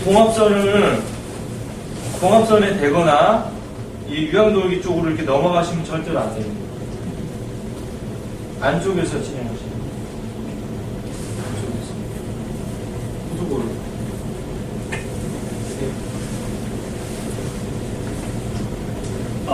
이 OCBR과 CV4를 저희가 제품을 개발을 했는데요. 응용해서 제품 개발을 했는데 맨 처음에 나온 게 이제 가르다 오리지널 머리를 맑게고요. 그걸 이제 응용해서 만든 제품이 가르다 랩이고 요거를 이제 베개 형태로 다시 또 제작을 한 게 이제 정형배로 그냥 가르다 베개. 이걸 그냥 한번 보시는 게 좋을 것 같아요. 제가 이제 설명할 게 없을 것 같아요.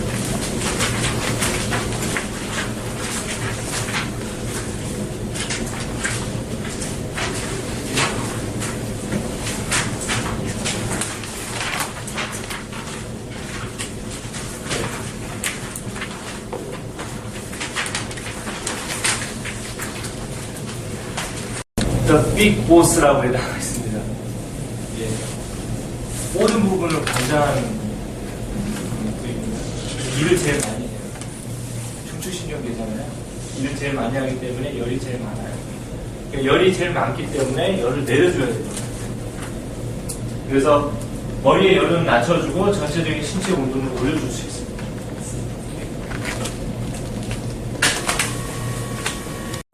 자, 화살표 방향이 펼쳐입니다. 다시 돌아오는 건 익스텐션입니다. 이해되시죠? 여기서는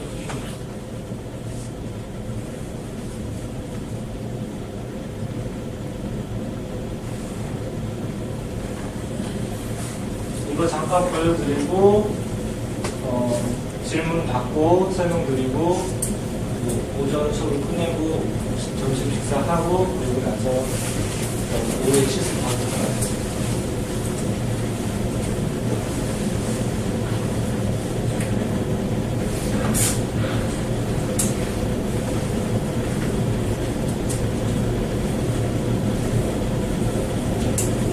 보시면서 질문사항 있으시면 말씀해 주십시오. 네. 지금 저게 촉진으로 감지가 되는지요? 네. 아, 너무 세게 잡고 있으면 감지가 안 됩니다. 근데 아주 부드럽게 잡고 있으면 그게 수련되지 않아도 가능한가요? 예, 감지만 잘 된다면 네. 예, 굳이 수련을 하지 않아요. 수많은 수련을 해야 된다고 그러면 그건 거짓말입니다. 내가 마음의 문을 열고 있고 이렇게 딱 이 뉴트럴을 지킨 상태에서 가만히 평안한 상태에서 가만히 이렇게 되고 있으면 촉진이 돼요. 이거는 아까 옆으로 누웠을 때 감지할 때 이게 이제 플렉션, 익스텐션, 플렉션, 익스텐션. 플렉션 페이스 때는 뇌척 수액이 여기서 생성이 되잖아요. 생성이 되면서 이렇게 내려가요. 그리고 익스텐션으로 돌아올 때 이렇게 올라가거든요. 근데 다 흡수되는 게 이제 아까 그것처럼 흡수되는 게 아니라 다른 쪽으로도 간다 그랬죠. 50% 이상이 림프계 쪽으로.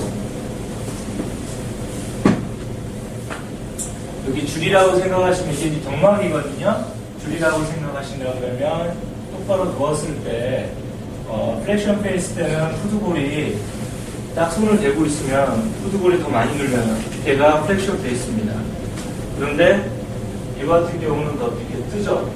그러면 덜 눌리게 돼요. 이게 플렉션 페이스예요. 익스텐션 페이스가 더 많이 눌리게 됩니다. 반대로 생각하셔야 됩니다. 이렇게 가는 겁니다. 이렇게.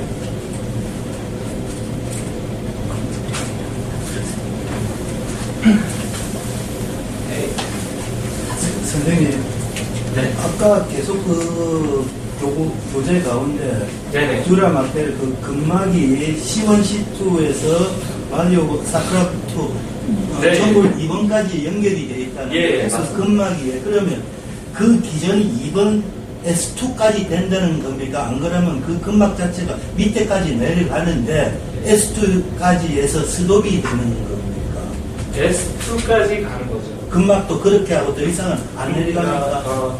그러니까 중추신경계의 근막이라고 보시면 되는데 예. 근막 개념이라기보다 근막 개념이긴 맞아요. 예, 근데 이제 듀라메타가 경막이거든요. 예, 경막이라고 얘기를 합니다. 이 근막은 좀 하시죠. 예, 이제 파샤라고 얘기를 하죠. 그런 파샤는 근육에도 있고 내장계에도 있고 이제 뭐 이 피부 안에도 있고 내피치계도 있고 전체적으로 다 분포가 되어 있는데요. 중추신경계의 근막이라고 표현될 수가 있는데요. 근막이라는 개념은 경막이라고 표현됩니다. 경막이 좀 더 강합니다. 네, 근막보다는 S2까지 기전이 가가지고. 예, 연결이 되어 있어요. 쭉. 아까 여기 보셨듯이 예. 후두골이 기준점이 되는 거예요. 두개골 내부에서는 두개골 내부 쪽에 뭐 대뇌경, 소뇌경, 소뇌천막 이렇게 붙어 있는데 이 후두골 원주 이 대후두공의 안쪽에 이렇게 붙어 있어요. 예. 그리고 바깥쪽에 있는 경막은 여기 강하게 붙어 있고 C1, C2에 붙어 있고 그게 쭉 또 내려가서 여기 청골의 S2 쪽에 이렇게 딱 붙습니다. 꼴뼈까지 붙어요. S2에만 붙는 게 아니라 실제로 꼬리도 빡가지고 근데 그 기존을 그래서 S2에서 예, 교통사고 나면 엉덩방아 쪄가지고 꼬리뼈 이렇게 이 앞쪽으로 전방으로 이 들어간 사람들 있잖아요. 그런 사람은 두통을 호소하잖아요. 예, 경막이 텐션되어 있기 때문에 두통을 호소하는 거예요. 네, 또 질문 있습니다. 기성부를 보시면 네, 그 원래 당연하잖아요. 후두골이요? 예, 근데 그 평균이 예, 좌우가 조금 차이가 있더라고요. 예, 그게 비틀어져서 그래요. 아, 예, 예. 그러니까 보통 좌측이 많이 비틀어져 있거든요. 예, 그러니까 좌측으로, 예, 좌측으로 이렇게 눌러보면은 좌측이 좀 더 텐션이 강하게 느껴져요. 예, 그거는, 그러니까 대체적으로 이제, 그런 경향이 있는데, 그거는 이제 제가 다른 세미나에서, 그걸 좀, 힌트를 얻었는데요. 지구가 그 23.5도로 이렇게 딱 기울어진 상태에서 돌아가잖아요. 자전하잖아요.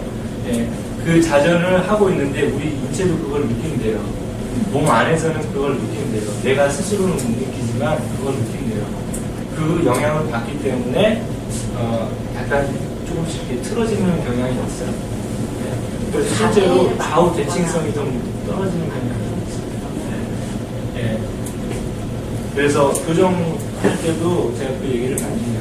시트도 예를 들어서 이렇게 틀어져가지고 극돌기는 이쪽으로 가 있고 관절은 이쪽으로 열려 있고 대체적으로 거의 그렇거든요. 예. 그게 이제 그런 현상 때문에 물리적인 그런 현상 때문에 나타나는 그런 영향이라고 보시면 될 것 같고요. 실제로는 이제 CST에서는 이 부분을 크게 중요하게 생각하지는 않아요. 그리고 이 CSR 리듬 자체를 평가하고 거기에 맞게끔 치료하는 그것만 이제 포커스를 맞추죠. 배울 수가 있죠. 이거 약간 뭐 관련이 없을지도 모르는데 네네. 선생님 라운드 솔저 있죠. 라운드 숄더. 예, 라운드 솔저도 네. 이 CST 기법 가지고 네. 임상 실험을 하는데 많은 효과가 있습니까? 굉장히 많은 효과가 있습니다. 그러면 지금 가로다 탭이라든가 이런 거를 가지고 이런 테라피들이 도움 없이 가르쳐 가지고 혼자서 그런 베개를 착용해 가지고 네네. 해도 많은 효과가 나타나겠네요. 예. 한 보통 그러면 개인이 하면 사람마다 그게 가지고 좀 다 틀리지만 보통 한 몇 개월 정도 안 그러면 얼마 정도를 사용하고 나면 그게 해가지고 좀 마루됐다는 거를 환자나 그런 그 사람들 한두 번만에 좋아진 케이스도 있고요. 예. 예. 그 3개월 이상이 지나야 또 좋아지는 케이스도 있고 사람마다 예. 좀 케이스바이 케이스도 좀 상황이 좀 다르기 때문에 그런데 CST는 한 번 치료 받으시면 빠져버릴 수밖에 없는 매우 약하지만 강력한 테크닉이에요. 예, 효과가 굉장히 큽니다. 예, 딱 받고 나서 한숨 정말 똥을 푹 잔 것 같다. 잠도 제대로 못 잤는데 예, 그런 느낌이 올 정도로 굉장히 파워풀한 테크닉이에요. 네. 그럼 이제 질문 절대 안 할게 한가만 지금 여기 해가지고 조금 있다가 저희가 제4 내실 기법을 네네. 배우는데 네. 좀 외람되지만은 네네. 제3 뇌실을 네네. 직접적으로 자극을 줄 수 있는 네. 방법은 그 선생님 경험상 없습니까? 제가 그거를 좀 듣다 보니까 제3 내시를 자극해 줄 수 있는 부위가 뼈에서 보면은 그 저평골이거든요. 예, 예. 그래서 저평골하고 후두골을 하고 이렇게 관계해서 그 치료해주는 그러니까 좌상 그 치료하는 기법이 따로 있습니다. 따로 있어요. 네, 그거는 이제 좀 더 심도 있게 들어가야 그렇지. 되기 때문에 네, 이제 어드밴스에서 이제 있기는 있네요. 예, 있습니다. 알겠습니다. 네, 맞습니다. 굉장히 걱정스러운데 대부분들 이제 환자분들이 오게 되는 경우는 이제 통증이나 이런 것 때문에 되게 항진이 돼 있잖아요. 네, 다시 좀 떠가지고 이제 자주 이제 우울증도 있고 그런데 네, 맞습니다. 릴렉세이션 시키고 나서 이제 시술 시간까지 하고 네. 그렇게 된다면 환자 한 명에 들어가는 시간이 네, 굉장히 많아질 것 같거든요. 네, 맞습니다. 대부분 그렇게 들어간다면 어느 정도의 시술 시간이 필요한지. 지금 어디 계시나요? 저 지방에 있는 병원에 부원장하고 있습니다. 아, 병원에서 일하시게 되면 제가 이제 병원에서 일해서 그 시스템을 알아요. 네. 병원 같은 경우에는 이 정적인 치료를 하고 나서 도수치를 해주고 그러고 보내기가 굉장히 어렵습니다. 그래서 아주 특별한 환자가 아니고서는 내가 CST 치료를 해줄 시간도 없고 솔직히 따로 예약을 잡아야 되고 그런데 될 수 있으면 조금씩이라도 경험치를 좀 쌓기 위해서 좀 이걸 좀 해주시고 그게 시간이 안 된다 그러면 이런 관련된 간호다라든가 다른 CST 도구들 있잖아요. 도구들을 최대한 활용을 하세요. 패드가 있죠. 그럼 패드에다가 먼저 해놓고 릴레즈 시켜놓고 그런 다음에 도수치료 해주고 그런 식으로 우리도 지금 그런 식으로 했었거든요 예전에. 네, 그런 환자분들이 굉장히 만족해하세요. 왜냐하면 릴레즈가 된 상태에서 매니플레이션이라든가 모빌라이제이션이 들어가야 이게 치료도 훨씬 더 인프로가 잘 나옵니다. 네네. 그리고 상담들이 지금 할때 네. 여자분들은 수다병원 좋아하시거든요. 네, 맞습니다. 근데 이게 정적인 치료인데 네. 말을 해가지고 방해가 된다거나 네. 말을 하면 안 되죠. 말을 네. 조용하게. 네. 그러니까 먼저 설명을 해주셔야 돼요. 이 치료가 어떤 치료고 어떠한 목적으로 치료를 해주는 건데 대화를 하게 되면 이걸 방해를 받게 되기 때문에 어떤 사람은 무슨 기치료하냐고 물어보기도 하고 어떤 사람들 같은 경우 지금 뭐 하는 거냐 이렇게 얘기하는 사람도 있는데 그래서 먼저 이 치료를 하기 전에 환자한테 얘기를 해줘야 됩니다. 네. 이 치료는 부드럽게 손으로 치료를 하는 건데 뇌속소액을 순환시키면서 전체적인 전신을 릴리즈 해주는 치료다. 받아보시면 하실 거다. 이렇게 얘기해 보시고 딱 한 번 또 받아보신 분들은 거기에 빠져가지고 계속 해달라고 해요. 네. 근데 이제 한 번도 안 받아보신 분들 잘 모르잖아요. 의심을 하실 수가 있고 그래서 처음에 오신 분들 같은 경우는 설명을 해주셔야 돼요. TMJ 환자들 같은 경우는 네네. 현저하게 보이고 또 그 환자들은 네. CST로 접근하기에는 네. 굉장히 어렵지 않은가라는 생각이 듭니다. 지금 설명을 듣다 보니까. 독관절 환자가요? 예, 그런 경우에 예. 뒤에 지금 척수가 올라오는 통로라든지 이런 데 제재를 많이 받고 있는데 네네. 그 TMJ를 해결하지 않고 저게 접근이 가능한가? TMJ가 자연스럽게 해결되는 경우가 있고요. 아, 이걸 해서도요? 예. TMJ를 해결해서 또 다른 문제가 해결되는 경우도 있거든요. 그러니까 같이 연관되어 있다고 보시면 돼요. 그러니까 아까 여기 선생님이 말씀하셨듯이 인체는 하나의 유기체예요. 네. 통일되어 있어요. 그래서 그 통일되어 있는 거 어느 하나를 그 문제가 메이저가 뭔지를 판단하시고 메이저 하나만 잡아줘도 아주 좋은 영향을 미쳐서 다른 쪽에도 좋은 영향을 미친다라는 그걸 파급 효과라고 생각하시면 되거든요. 예, 나비 효과. 그러니까 나비 효과인데 예를 들어서 척추에 이제 그런 어떤 변화를 가졌는데 TMJ는 이게 굉장히 강력하잖아요. TMJ 테크닉이 아니에요. 아니 TMJ 자체가 예. 그런데 그런 게 척수의 변화로 그런 어떤 근육이나 제가 근막의 변화 잠깐 설명을 드릴게요. 두 개까지 변하잖아요. 이 예. 척. 자, TMJ하고 아까 관련된 근육이 있다고 했어요. 네네. 네. 측두 자, 쪽. 측두근 네. 이렇게 붙어 있죠. 이렇게 안쪽으로 해서 이게 예. 이걸 안쪽으로 해서 이렇게 붙어 있어요. 그리고 교근이 있습니다. 네네. 아세타머슬. 그리고 이 안쪽에 또 이 나비뼈, 저평고라고도 붙어 있는 근육이 있어요. 네. 내액상근, 내액상. 네. 그 근육들이 붙어 있어요. 그래서 이 턱관절에 문제가 되면 이 저평골의 이 움직임에 방해를 받게 되고요.